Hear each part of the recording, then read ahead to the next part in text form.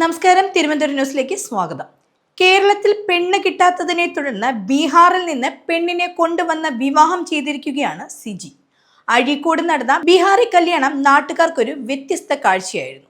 അഴീക്കോട് പുന്നക്കൽ പാറ സ്വദേശിയായ 42-കാരനായ സിജിയാണ് ശ്രീബുദ്ധന്റെ ജന്മനാടായ ഗയയിലെ പെൺകുട്ടിയെ വിവാഹം ചെയ്തിരിക്കുന്നത്.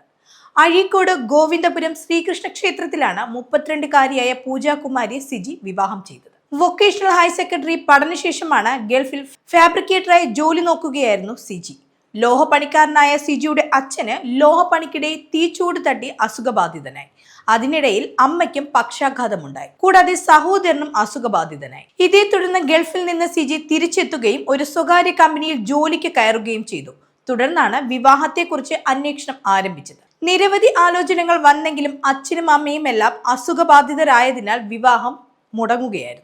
വർഷങ്ങളോളമാണ് സിജി വിവാഹത്തിനായി അന്വേഷണം നടത്തിയത്. പുനർവിവാഹം പോലും നോക്കിയിരുന്നു. എന്നാൽ അവരും ഇതേ കാരണം പറഞ്ഞ് വിവാഹത്തിൽ നിന്ന് പിന്മാറുകയായിരുന്നു. അതേസമയമാണ് ബീഹാറിൽ നിന്ന് കേരളത്തിൽ ജോലി തേടിയെത്തിയ ആശാരിപ്പണിക്കാരൻ ധർമ്മേന്ദ്രയെ സിജി പരിചയപ്പെടുന്നത്. അദ്ദേഹത്തിന്റെ ബന്ധുവായിരുന്നു പെൺകുട്ടിയായ പൂജാകുമാരി. വിശ്വകർമ്മ സമുദായത്തിലെ ലോഹർ വിഭാഗത്തിൽപ്പെട്ടതാണ് പൂജാകുമാരിയുടെ കുടുംബം.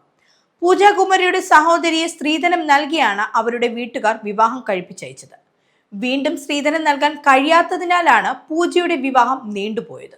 ഗയയിലെ ഗോതമ്പ് പാടത്തിനരികെയുള്ള ഒറ്റമുറി വീട്ടിലാണ് പൂജയുടെ കുടുംബം താമസിച്ചിരുന്നത്. ധർമ്മേന്ദ്രയുടെ അഭിപ്രായ പ്രകാരമാണ് സിജി പെണ്ണു കാണാൻ ബുദ്ധഗയയിലെത്തിയത്. ഹിന്ദി ഭാഷയാണ് ഇവരെ തമ്മിൽ അടുപ്പിച്ചത്. രണ്ടുപേർക്കും ഹിന്ദി ഭാഷയിൽ പ്രാവീണ്യമുണ്ടായിരുന്നു. തുടർന്നാണ് വിവാഹം ഉറപ്പിച്ചത്.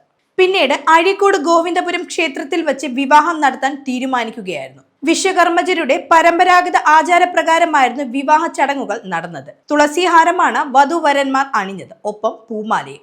മീൻകുന്നിലെ റിസോർട്ടിൽ വധുഗ്രഹമാക്കിയാണ് ബീഹാർ കല്യാണം നടത്തിയത്. ബീഹാറിൽ നിന്ന് 20ഓളം കുടുംബങ്ങളാണ് വിവാഹ ചടങ്ങിൽ പങ്കെടുക്കാൻ അഴീക്കോട് എത്തിയത്. അർദ്ധരാത്രി വരെയാണ് ചടങ്ങുകൾ നീണ്ടുനിന്നത്. 5 ദിവസത്തിനു ശേഷം ബീഹാറിലെ വീട്ടിൽ വധുവരന്മാരെ ഇരുത്തി പ്രത്യേക പൂജകൾ നടക്കും. അതോടെയാണ് വിവാഹ ചടങ്ങുകൾക്ക് സമാപനം നടത്തുക.